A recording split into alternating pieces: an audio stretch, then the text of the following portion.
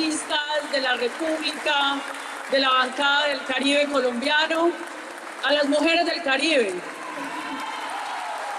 de donde son mis orígenes. Mis abuelos son del Caribe colombiano. Si yo pasaría por barranquilleras, Samario, cartagenera hasta que hablo y se me sale el acento paisa. Un saludo también a la prensa, a los medios de comunicación, que ojalá nos ayuden a elevar el debate público sobre los contenidos de la reforma. Ahorita que escuchaba la música, la banda, la música de Beethoven, a mí me parece que la música en todo caso es algo superior, es sublime. Y aquí les vengo a hablar de algo superior y sublime, se llama la vida humana. Eso es superior para el Estado y para la sociedad colombiana. No debería estar la vida humana como bien público superior de una sociedad, estar sometida a la polarización, estar sometida a la pugnacidad en la cual han introducido a una reforma a la salud. He llamado a la oposición a hacer un pacto social para salvar la vida en Colombia. En ese sentido, nos ratificamos y hago un llamado respetuoso a los medios de comunicación. Requerimos que nos ayuden a hacer una pedagogía sobre los contenidos de la reforma. El centro aquí no es Carolina Corcho, o la personalidad de Carolina Corcho, o cómo mueve las manos Carolina Corcho, o qué dijo. El centro aquí es el pueblo colombiano, el articulado, radicado en el Congreso de la República para resolver los problemas del pueblo colombiano. Ayúdenos a hacer esa pedagogía para que el pueblo colombiano entienda qué es lo que dice ese articulado y qué puede ser beneficioso o no, y le podamos dar altura a un debate público, que no podemos permitir que se degrade en la pugnacidad, en el ataque personal a una mujer que está en el ejercicio de lo público. Ayúdenos a eso, queridos amigos periodistas y de la prensa. En ese sentido, quiero explicar los puntos centrales de esta reforma. Yo había pedido aquí un mapa. Miren, aquí estamos construyendo sobre lo construido, y le hablo a los compañeros que se fueron. Qué bueno que se hubieran quedado, porque quizás no ha habido mucha desinformación y quizás están actuando en base a la desinformación. ¿Cuál fue el gran avance de la Ley 100? Que también hay que reconocer lo positivo. Aquello que se llama el aseguramiento social. ¿Qué es el aseguramiento social? El aseguramiento social es que el sistema de salud en Colombia lo financiamos todos los colombianos, con los aportes de los impuestos y con los aportes de las cotizaciones de los trabajadores, fundamentalmente. Todos esos recursos van a una bolsa, y de esa bolsa, quienes no nos enfermamos, financiamos los tratamientos de quienes se enferman, incluido el alto costo, las enfermedades huérfanas, y eso fue un gran avance de la Ley 100, y ese es el aseguramiento social. Esta reforma no acaba con el aseguramiento social. Eso ha sido uno de los grandes logros solidarios de la sociedad colombiana para financiar nuestro sistema de salud. El problema que hubo es que estos recursos se delegaron para el manejo de particulares. Y en ese manejo de particulares, el Estado perdió el control de esos recursos. Entonces, estos particulares comenzaron la construcción de clínicas, la atención concentrada en las grandes ciudades del país, en el norte de Bogotá, en las zonas del norte de Barranquilla, en las partes del sur de Cali, en el poblado de Medellín, donde se concentra la mayor prestación de servicios, y abandonaron a la mitad del pueblo colombiano a su suerte. Ese no era el pacto social que habíamos hecho. El pacto social es que todos éramos iguales y solidariamente financiamos. Y aquí ven ustedes este mapa, que quiero que por favor, amigos periodistas, observemos este mapa, no a mí, el mapa es lo que preocupa. Servicios, estoy hablando de servicios básicos y elementales que cualquier ciudadano, niño o niña, independiente de los ingresos económicos, porque es un derecho fundamental en la vida, es el pacto de la sociedad colombiana, para que un niño pueda nacer en Colombia dignamente, en el Pacífico, en la Barranquilla profunda, en la Barranquilla no profunda. Frente a eso tenemos que ser iguales. Y ese pacto se vulneró en Colombia. Servicios de partos, servicios de consulta de medicina general y servicios de urgencias del país. Donde ustedes ven más oscurito es donde están más servicios concentrados. Miren cómo medio país se quedó sin servicios de parto.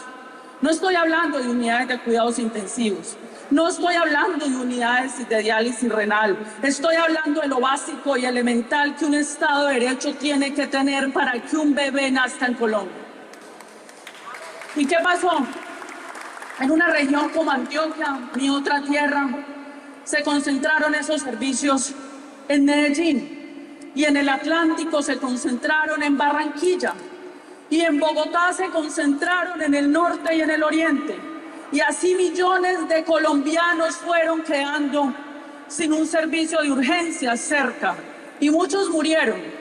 Y muchos fueron atendidos por parteras y médicos tradicionales porque no había más. Y muchos se resignaron. Mientras que el mundo registra hoy la mayor tasa de la OCDE de mortalidad materna está en Colombia, y eso es una vergüenza, que una mamá no pueda ser mamá y que un bebé no haya podido nacer cuando los colombianos pusimos billones de pesos para que esos niños nacieran. Y eso es lo que no podemos aceptar como sociedad. Y esto no es un problema de izquierda, de centro o derecha. Yo invito a los directores de EPS, a los señores de la oposición, a que nos pongamos de acuerdo en que esto no puede seguir pasando en Colombia. Y eso es la reforma a la salud. Suficientes recursos tiene el sistema de salud para dotar los 600 municipios que quedaron sin puestos de salud en las zonas campesinas. El campesinado colombiano entrega su vida para ponernos un plato en la casa de comida.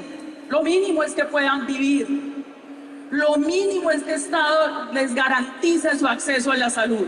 Y los 300 municipios donde se cerraron las salas de parto, que porque no eran rentables financieramente, que porque tenía que haber rentabilidad. ¿Quién dijo que un derecho fundamental tenía que ser rentable? Los colombianos pagamos nuestros impuestos y los trabajadores nuestras cotizaciones para que pueda garantizarse la vida. La vida en sí misma es rentable, la vida en sí misma hay que protegerla. En Colombia tiene que haber servicios de salud en todo el territorio nacional, sean o no rentables. Y ese es el compromiso con el presidente. Y yo me pregunto, señores de la prensa, ¿y por qué me tienen que insultar por eso? ¿Por qué? Tienen que generar una animadversión en Colombia. ¿Por qué decir que en Colombia tiene que nacer un niño, tiene que nacer una materna, tiene que generar polarización? ¿Por qué? Eso es básico, eso es elemental. Eso debería ser obvio, elemental en Colombia. ¿Y qué busca la reforma a la salud? Que una parte de los recursos de la salud, y esto está financiado, digamos, permanentemente, financiado por los recursos de los colombianos, se dirijan a la atención primaria en salud. ¿Y qué es la atención primaria en salud? Equipos extramurales en todo el territorio nacional de personal de la salud, con auxiliares de enfermería, jefe de enfermería, médico y odontólogo bien pagos, psicólogo, que se desplacen a los territorios, a las veredas, a las escuelas, a las casas, en ciudades y en barrios, a mirar la vacunación, a hacer la prueba de tamizaje, a detectar si el niño está enfermo, y si el niño está enfermo de una vez lo medique, a evitar que la enfermedad se complejice, a hacer el examen de próstata, de mama a la mamá, e inclusive a tomar la presión arterial para que no se muera la materna. Tenemos los recursos, no necesitamos recursos adicionales. es reorganizar los recursos de la salud para direccionar. Los sistemas de salud en el mundo gastan el 30% en esto que se llama el nivel primario. Y el nivel primario, cuando lleguemos, porque esto no se hace de un día para otro, todo ciudadano a menos de una hora debe tener por lo menos estos servicios básicos: la sala de partos, los servicios de urgencias y la consulta del médico general. Y en algunas regiones se lleva una consulta del médico especialista, de acuerdo a las condiciones. En La Guajira es el pediatra, el ginecólogo, en Caldas es el psiquiatra, es decir, una avanzada de la consulta ambulatoria especializada para resolver problemas allí. Eso nos cuesta el 20% de todos los recursos de la salud y allí salvamos muchas vidas. Esos centros de atención primaria en salud que ya existen en Colombia van a tener una red de clínicas públicas y privadas en todo el territorio a disposición de ese ciudadano. Cosa que si ese ciudadano ya necesita un procedimiento más complejo, una diálisis renal, tiene a disposición la red pública y privada del Atlántico, de Barranquilla, si vive en Barranquilla, para ser atendido. En este proyecto de ley no hay autorizaciones, es la orden del médico tratante.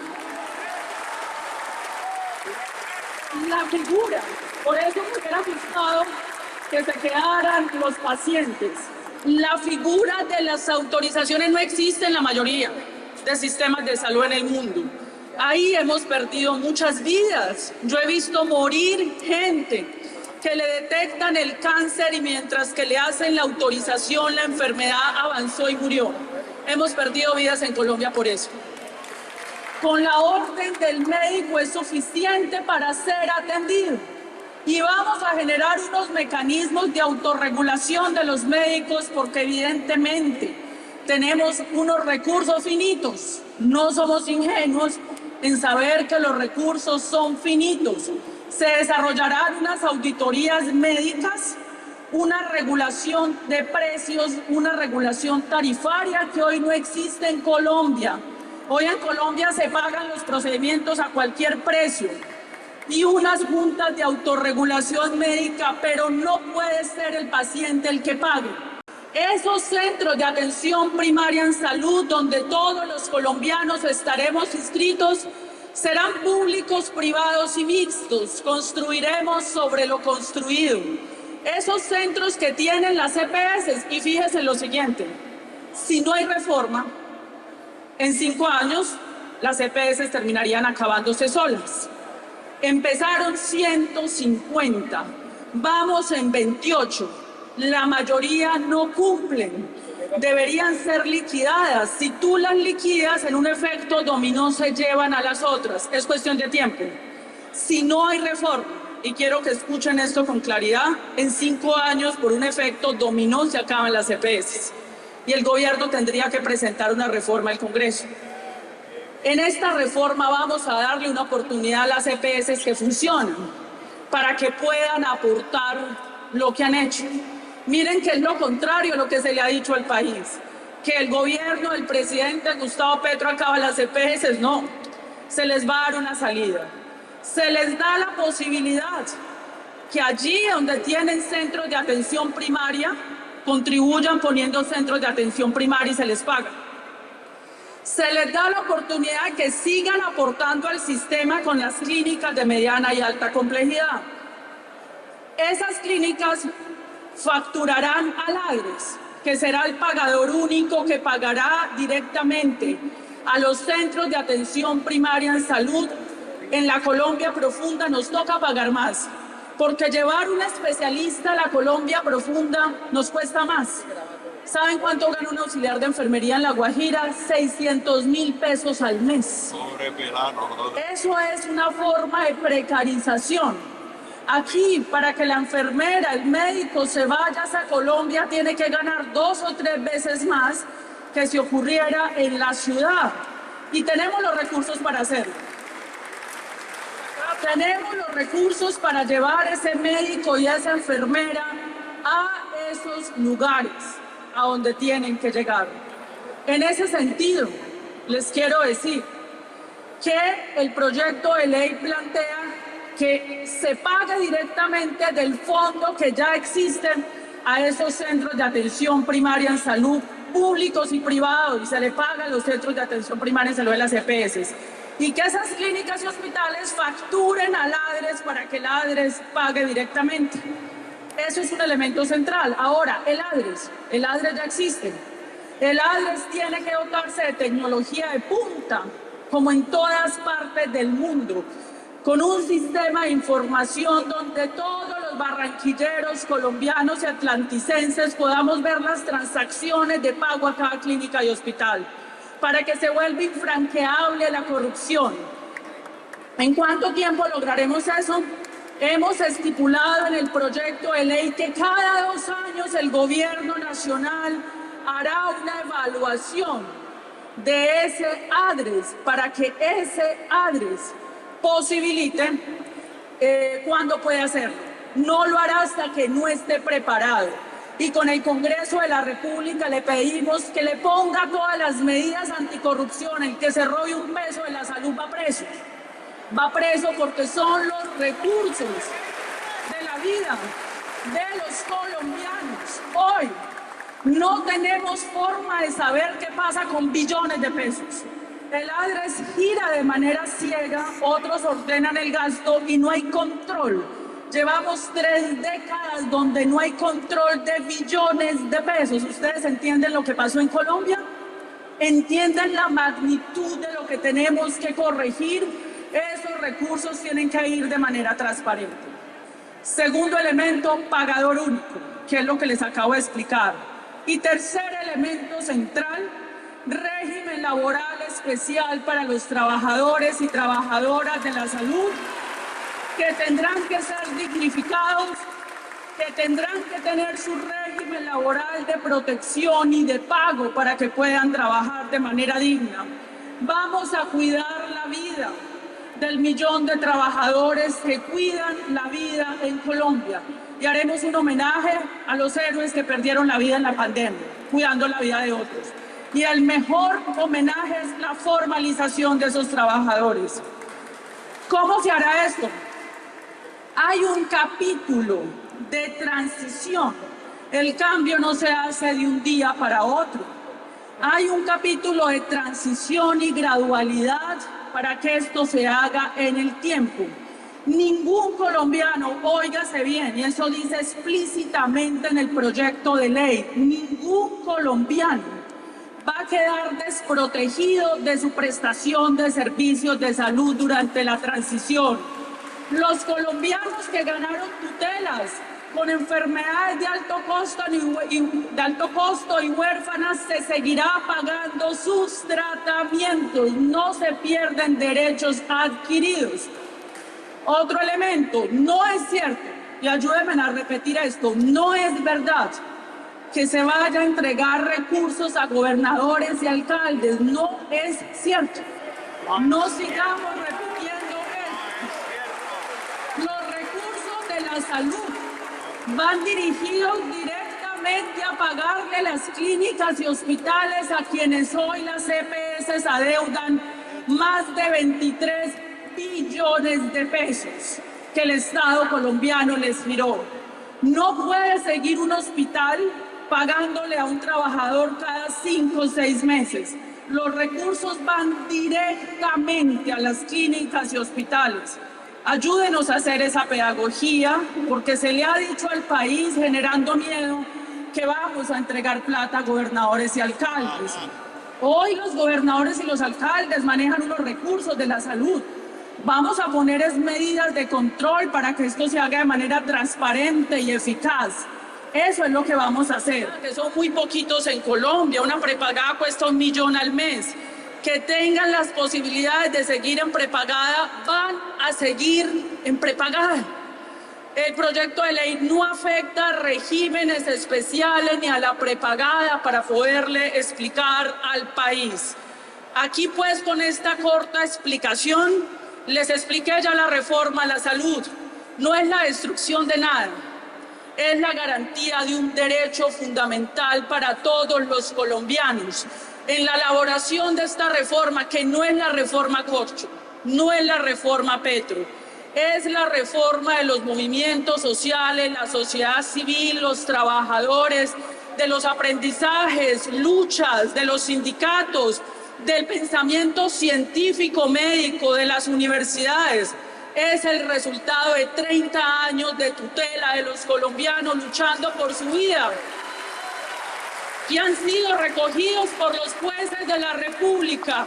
Aquí recogemos la jurisprudencia de los jueces y la Corte Constitucional que ha enfrentado la injusticia para salvar la vida de los colombianos con la tutela.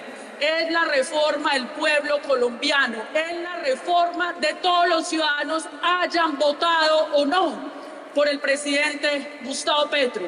Hago un llamado a un pacto social para que derecha, izquierda, oposición, gobierno, todos quienes quieran nos pongamos de acuerdo en estos elementos básicos para garantizar la vida en Colombia. Muchas gracias.